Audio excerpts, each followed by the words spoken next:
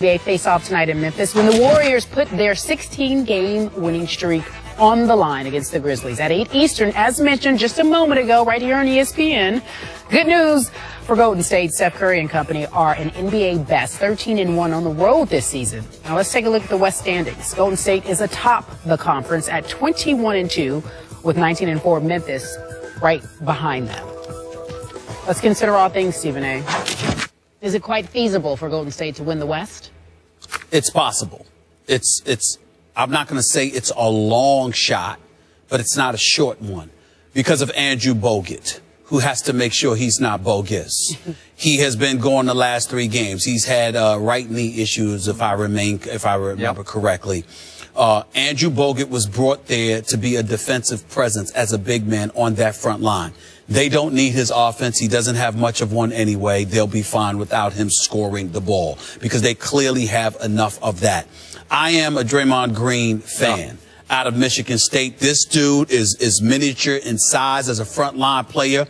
He's got heart. He's got guts. He's got a perimeter shot. He's got big shot ability in him. I've seen it.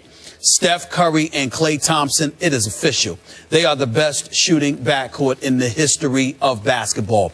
Steph Curry, as far as I'm concerned, if the vote was today, he is the league MVP. He is a superstar. He is box office. He is real. He is legit.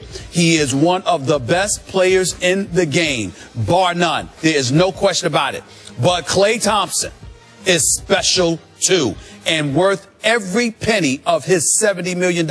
We give props to our colleague for the ESPN family, Michael Thompson, who's a radio host, calls Laker games with our very own John Ireland, radio host on 710 ESPN LA, and obviously when it comes to the sport of basketball and professionalism, has done an absolutely marvelous job raising his son, because his son can play. He's not only a scorer, both him and Steph Curry, shoot better than 40% from three-point range. But Klay Thompson can defend 3 different positions. And I have to give my props because you know how much I love my man Mark Jackson and the job that he done for Golden State. As far as I'm concerned, he should have still been there. Should have never been let go, and he should be a head coach in the NBA again. But I cannot deny the fantastic job that Steve Kerr is doing, who would be my coach of the year right now. Sure. The way that he has been coaching, and he happens to be an incredibly nice and wonderful guy in his own right. But Steve Kerr is doing a special job. You look at Golden State. Here's what makes them big time, Skip. They actually can defend. Oh. Nobody has shot 50% against them this season. And you look at them, and at practically every position outside of their point guard and Steph Curry, everybody's 6'6", 6'7", 6'8". So they're long. They can get out on perimeter shooters. They've got the size, the athleticism, and the foot quickness to defend inside, whether it be the block shots, draw offensive fouls, grab rebounds. They've got it all. The only question is, I can't believe I'm saying this, it's about Andrew Bogut. Yeah. If Andrew Bogut gives them anything, they could easily be against the San Antonio Spurs or the Los Angeles Clippers in the Western Conference. David Lee could give them a little something. Well, not defensively. Offensively, he's good, but David Lee he's going to have to show up and earn some playing time because they're doing just fine without him. And I like David Lee. He's only played 1 game. I like David Lee. He's going to have to show up. Okay, quick point. People did laugh at me when I said before that draft I would take Steph over Blake Griffin. I'm looking okay on that one. Yes, you are. I'm with you. Yes, you are. This guy. And I love Blake Griffin. Some really special Blake stuff. Griffin's a star. He is. But Steph is Curry is special. And to your point, I'm also a big Mark Jackson fan. I thought this might be a little bit of an early rocky transition. No.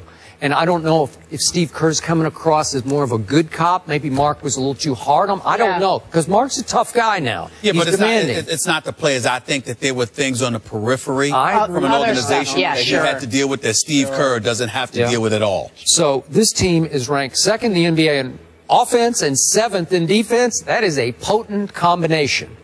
Now, just a real quick point, and then we'll run.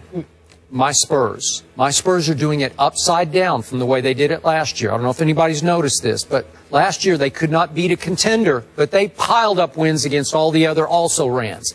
This year, They're losing to also-rans such as her Lakers last Friday night. Excuse you. Well, they do.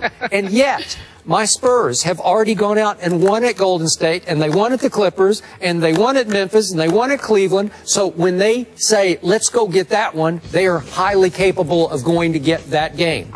Do I think that my Spurs could beat this team in 7 games? I do. Now, maybe it's going to be the 7th game at Golden State, but I remember 2 years ago they won playoff games at Golden State, so they are capable. But this team has arrived as formidable, and I think this team looks like it has conference finals written all over it. Wouldn't you say? Let me say, yes, it does. It really, really does right now, even more so than my Clippers. But let me also say this to you, and this is worth noting.